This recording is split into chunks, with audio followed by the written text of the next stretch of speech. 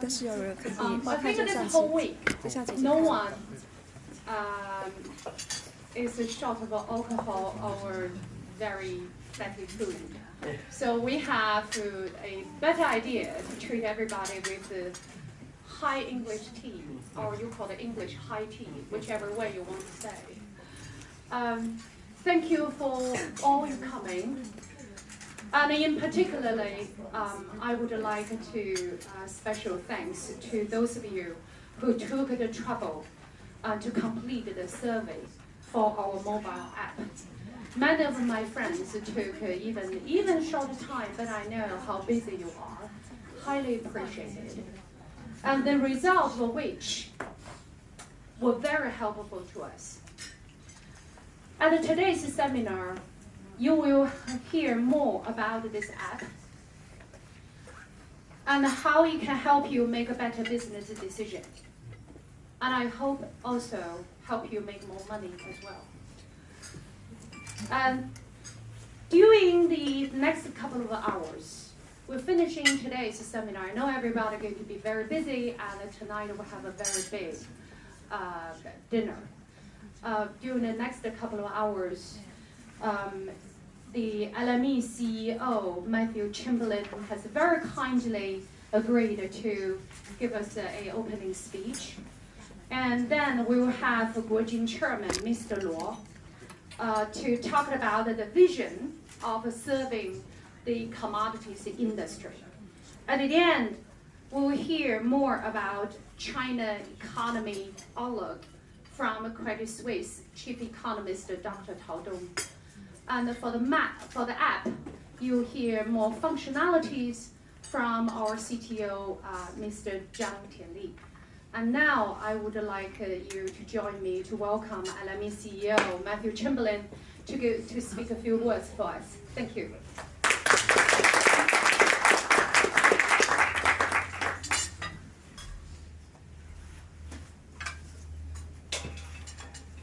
Well, thank you very much, and it's a real pleasure to be here. It's always a great pleasure to have an invitation from my my long-standing friend Cecilia, and I obviously can never turn that down. So it's a real privilege to be with you today.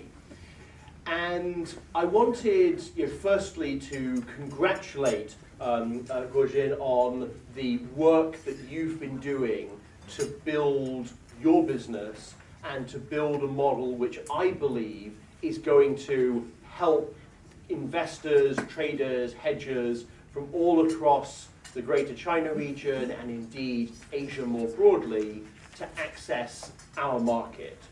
I'm aware that Guojin is one of the few full-range service providers for Chinese metals trading firms, and that you work through joint ventures to provide a comprehensive set of services, and that you're really aiming to bring together the LME and other Western markets with a very active and diverse Chinese trader base. And that's extremely important for us at the LME. And I'm going to touch on just two themes that I think are particularly significant. So the first is our market structure and the challenges that that presents, but also the opportunities. And the second theme is around our new products and our growth strategy. So on that topic of the LME's market structure, I think many people in this room are aware that we went through quite a comprehensive market engagement exercise last year. And a lot of that was driven by the concern that a number of our traditional stakeholders had that the LME was modernizing too quickly, that it was moving away from some elements of its traditional market structure. And those are items like our daily date structure, like our contingent variation margining, like our physical delivery, and other things. And we heard very clearly in that discussion that the market, or most of the market, wanted us to maintain those elements of the traditional business. And obviously, when your core stakeholders are telling you that, it's very difficult not to do it. So that's why we did commit to the sort of key elements of our market structure. But I think we have to be honest, and we have to say that that will mean that the LME loses out on some growth opportunities and growth areas that if we had a more modern, to use that word, market structure, we might be able to access. Now, we know that you can't be both things. You can't keep everybody happy, and you have to make a decision. And we have made that decision to prioritize the physical market and the traditional market structure. But we've also said that we think that creates a very important role for players like Gojin who are able to translate between the traditional, slightly complex world of the LME and a new set of traders who want access to the price relevance and the signals that the LME market provides, but perhaps don't want to spend quite as much of their time understanding details of Tomnext carries, warehouse delivery processes, and all of those things. So that's why I think that the initiatives that we'll be discussing today, in particular the app, where we're working very closely to try to support that, try to make sure we can get our data on that, is really important in providing a growth avenue for our market, even though we've said that we're prioritizing the physical business and the core traditional market structure. So I think that's sort of the first element where I find what you're doing really exciting. The second element is around our product growth strategy. So, the LME has historically not been as good as our peers at launching new contracts. We haven't had a great success ratio. I think we've made some decisions recently that we think will allow us to better do that. So we've said that our new contracts are generally going to be monthly contracts, they're going to be cash settled, they're going to be realized variation margin, and we've seen the benefits of that with, say, our steel scrap contract, which is doing reasonably well. Still very small compared to the ferrous industry, but it's doing reasonably well. But the other thing that an exchange needs for new contracts is distribution. Now, I think we have a great membership at the LME. We have a great set of Cat 1, Cat 2 members, Cat 3s, Cat 4s, who are able to get our products out into the market. But we also know that the more partners you have, the more people who are out there talking about the new things that you're doing, the better the chance of success. And it actually creates a great ecosystem for everybody, because that business then comes through a member, and then it comes to the exchange. So frankly, everyone is winning. And a number of the new product stories, particularly the lithium contract, where tomorrow our working group, consisting of a large number of interested parties in the lithium mining, battery manufacturing, and automotive space, will be meeting to advise us on our contract specs. Our new cash-settled cobalt contract, which is designed to appeal to a number of the battery manufacturers as well. These contracts have a huge China angle. There's a lot of debate about which lithium price we use and should we use carbonate or hydroxide, but the one area where there isn't a debate is where the location should be. Everybody agrees that it should be FOB China. So I think we understand that huge need for partners who can give us access to the Chinese market, who can bring new business in through the members onto the LME, and that creates value for everybody. And again, the initiatives, again, particularly the app, that we can get prices, that we can get trading opportunities down to a set of very knowledgeable, very well capitalized, and very very innovative Chinese traders is obviously great news for us, and I think will allow us to grow the business. So, unsurprisingly, I am hugely supportive of everything that's going on today, and I think there's a great opportunity to work together on these things. So, I'm extremely grateful to have the opportunity to add my views. I know we have some very interesting presentations coming up, but just to say thank you to Gojin for the opportunity, and thank you to everyone for listening.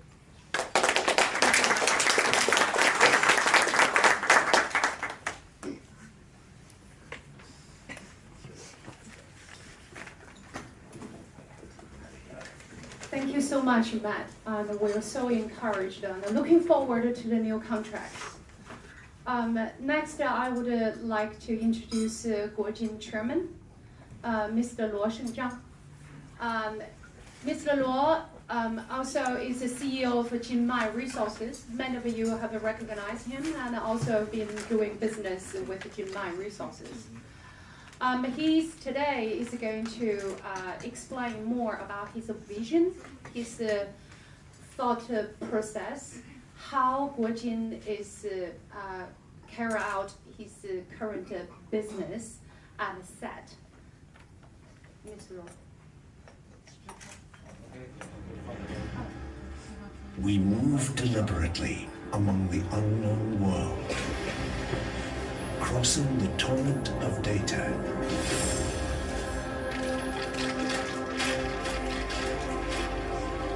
We deconstruct and rebuild a new ecology of commodity trade by breaking the limitation of conventions.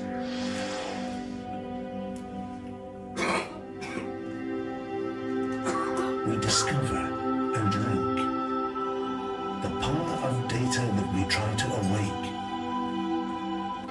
in the jungle of information. We filter and select carefully in order to seize the trend during the game of man and machine. We innovate and share to facilitate and add value along the platform building. Infinite, unlimited. A future beyond imagination. Guojin.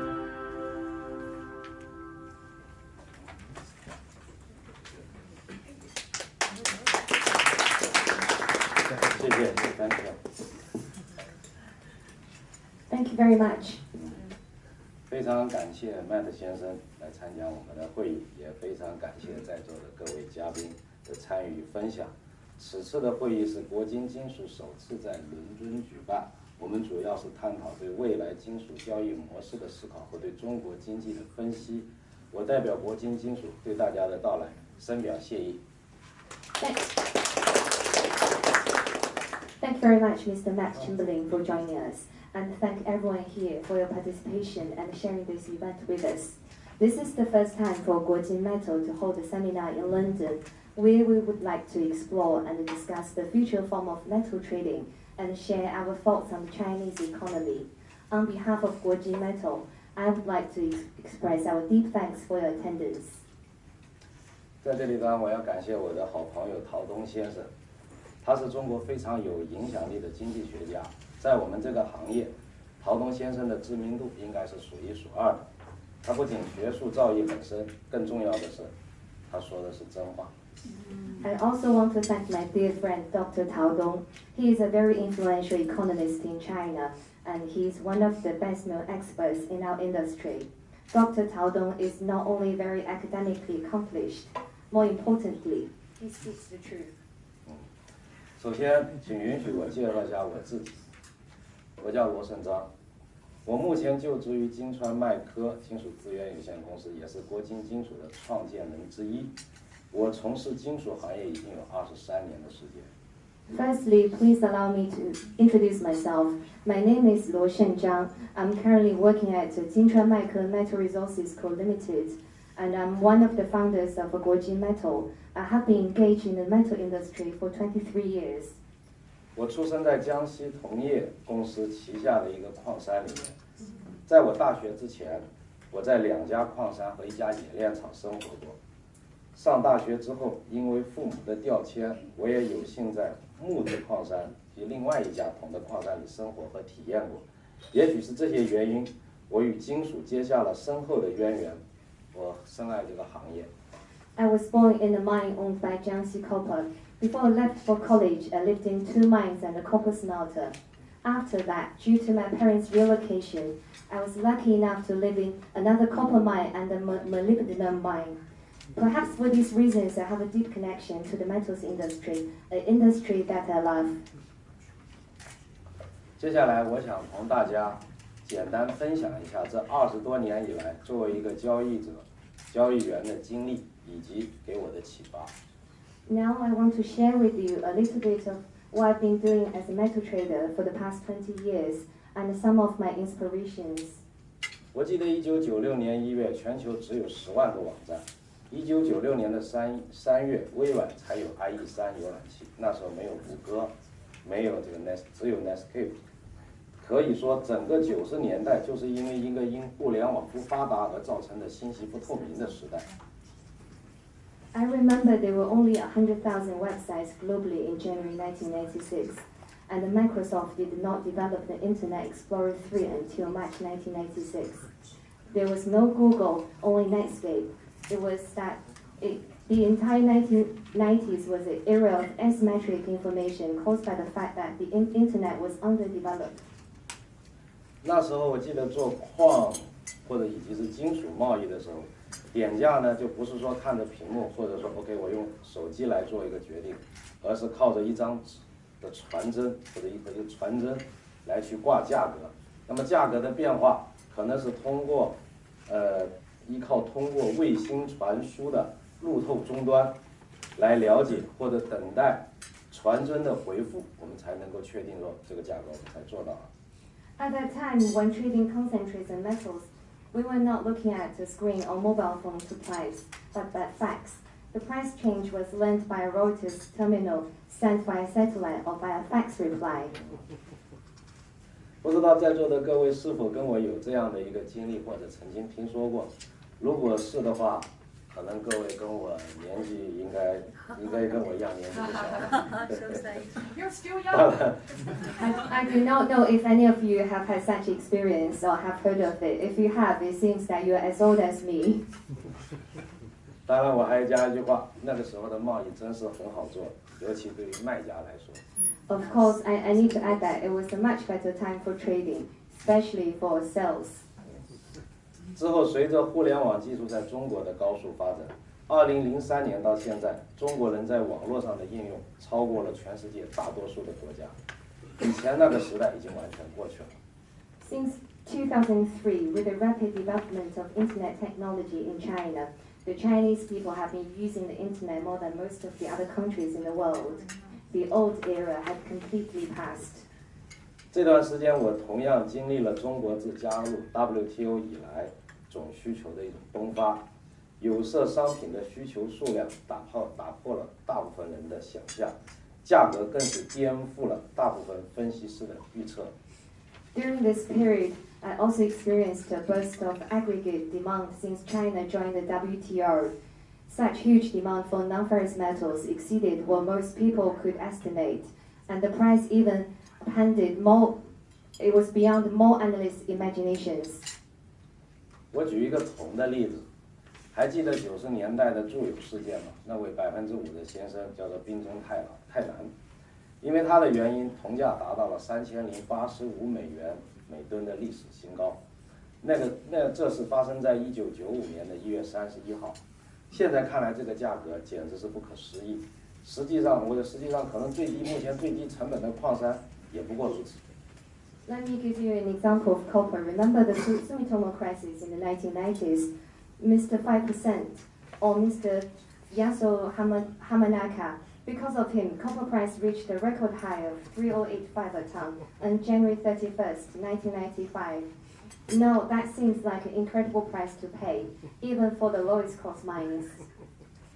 而从2003年开始，随着铜需求的大幅提升，价格也很快迅速的被拉高，直到2004年10月份，这个历史高位被打破之后，又超出了所有人的想象。Since 2003, as demand for copper had soared, price has been rising fast until October 2004, when the record high price was broken and arrived at a price almost no one could imagine. 还记得原来巴克莱有位女分析师英格丽史特恩比预测铜价会超过6000美元。我估计当时90%人以上都认为它是在狂想，在吸引眼球。但之后的变化让人不再挑战这类思维了。Remember when Miss Ingrid Sternby, a Barclays analyst, predicted copper price could break through 6,000? I guess that over 90% of the people at the time thought she was delusional and only trying to attract attention. But the changes afterwards had stopped people from thinking like this. 之后，铜价在2008年的4月达到了8940美元一吨。当然，这其中也夹杂了2006年的国储的事件的发生，我在这里就不一一例举。The copper price later reached 8940 a ton in April 2008, which of course was also impacted by the SRB incident in 2006, which I would not list here. 我更经历了2008年金融危机之后，中国第一次大胆地运用了凯恩斯经济学原理，4万亿砸在了中国这片土地上。从那以后，中国的基础设施达到了世界最先进的水平，中国也成为世界上高楼大厦最多的国家。I also witnessed the first bold use of principles of the Keynesian economics in China after the financial crisis in 2008. With 4 trillion yuan released to the market, China has built the most advanced infrastructure in the world and has also become the country with the most skyscrapers on earth. 中国铜的表观消费量从300多万吨增长到今天的1200多万吨。当然，对地球而言，我们不知道它是好事还是坏事，但它发生了。当然，那之后的2011年的2月28号，铜价也达到了10184美元每吨。China's apparent consumption of copper has grown from 3 million tons to over 12 million now. Of course, we don't know if it's a good thing or a bad thing for the planet, but it happened. After that, copper price hit 10,184 a ton February 28, 2011. 我还想和大家分享一个更有意思的经历。I also want to share with you an even more interesting experience. 在2010年到14年，也就是中国青岛港事件发生前，那时候的金属贸易活跃到一个不可思议的地步。Between 2010 and 2014, just before the Qingdao port incident, metals trading in China was incredibly active. 在座的一部分人不知道你们是否有这样的经历：当你们到一家中国的贸易公司拜访时，有一个话题一定会谈及，就是这家公司